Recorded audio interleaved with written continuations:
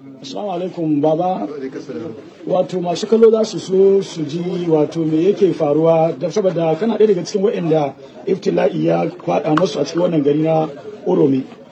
Wani bayani za ka yi muna da farko da me sunanka?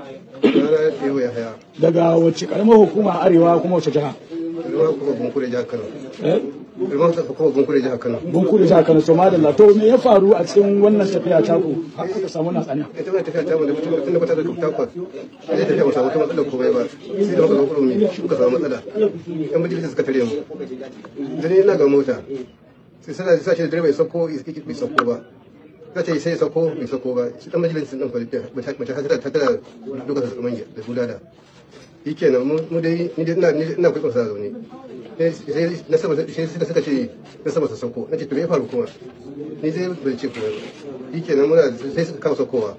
Mutanen da suna saukowa suna dukansu sai suka tara su guri ɗaya. Kawai suka kama dukansu haka. Majalisin din. To daga bugu kawai shi kenan daga saukowa sai bugu an ce sun yi muku bincike ɗaya bayan ɗaya.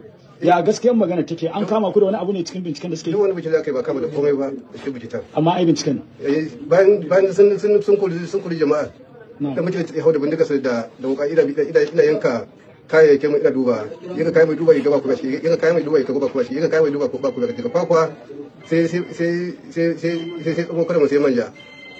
Sai suka gaba da gojin suka ce mu yan boko haram ne yan kinafin to yan kinafin ya to da kare tun daga fita ko ito Kano ba zai yiwu ba kenan bindigogin da sun gani irin na maharba ne bindigogin da na maharba ne to bindigar tana da lasin tana da takardun su da komai to madalla to daga nan namu da sai kin kama asusun dauka sunna sun karbe su to gaba dai ku nawa ne a cikin wannan mota a cikin mota da mu 27 ne ko 27 to an ce wasu rayukan sun salwanta ko ka san adadin mutanen ko nawa ne wallahi wanda suka salwanta ban san adadin su ba yanzu ku nawa ne a raye yanzu mu gani da raye cikin ku nawa kenan a cikin mu 27 ba a ga mutum 22 ba kenan to akwai wanda suke asibiti ne ko kuma babu wasu wanda suke asibiti an ce da mutum ya asibiti bakwai kenan to amma zai dai mutum 20 dai sun kai misin ba san da suke ba to daga karshe kacce ne sunanka ya'u da yabu ya daga Kano ko a hukumar Bunkure to mun gode